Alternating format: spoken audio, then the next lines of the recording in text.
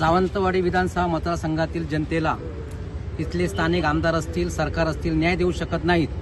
त्यामुळे जनतेला न्याय देण्याची जबाबदारी उद्धव बाळासाहेब ठाकरे यांच्या नेतृत्वाखाली काम करणाऱ्या शिवसेनेची होते आणि त्याचाच एक मार्ग म्हणून आज आम्ही या ठिकाणी सार्वजनिक बांधकाम कार्यालयासमोर ढोल बजाव आंदोलन केलं।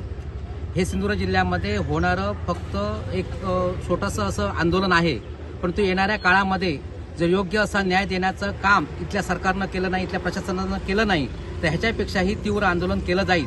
ऐतिहासिक अशी कारागृहाची वास्तू फक्त पैसे आणि कमिशन पोटी ह्या ठिकाणी चुकीचं बांधकाम केल्यामुळे ती नष्ट झाली गेली, ही सुद्धा अत्यंत दुर्दैवी गोष्ट आहे। आणि गणपतीचा सण तोंडावर आला असताना सावंतवाडी असतील, दोडामार असतील, वेंगुर्ला असतील, इथले रस्ते खराब झालेले आहेत, खड्डे पडलेले आहेत, त्या ठिकाणी प्रचंड प्रमाणामध्ये झाडी वाढलेली आहे, त्याकडे सुद्धा स्थानिक आमदार असतील, सरकार असतील, बांधकाम विभाग असतील यांचं लक्ष नाही। मात्र आज ह्यातले कार्यकारी अभियंता यांना कबूल करावं लागलं की येत्या 10 दिवसामध्ये सावंतवाडी विधानसभा मतदारसंघातील सर्व खड्डे रस्ते सुस्थितीत करण्याची जबाबदारी आम्ही घेत आहोत। खऱ्या अर्थानं ही संपूर्ण श्रेय खऱ्या अर्थानं उद्धव बाळासाहेब ठाकरे यांच्या नेतृत्वाखाली काम करणाऱ्या शिवसेनेला देतो। माझ्या सर्व सहकाऱ्यांना मी धन्यवाद देतो आणि आपल्या सर्व मीडियांनाही धन्यवाद देतो की ह्या सर्व मोठ्या आंदोलनामध्ये आपण सहकार्य केलं, पोलीस यंत्रणाने सहकार्य केलं आणि आजच्या आंदोलनाच्या दृष्टिकोनात त्यांना कळालेलं असेल, जर एखादा अधिकारी आंदोलनापासून जर पळवाट करत असेल तर त्याच्यासाठी आम्ही गप्प राहणार नाही। तो अधिकारी जोपर्यंत आमच्या समोर येत नाही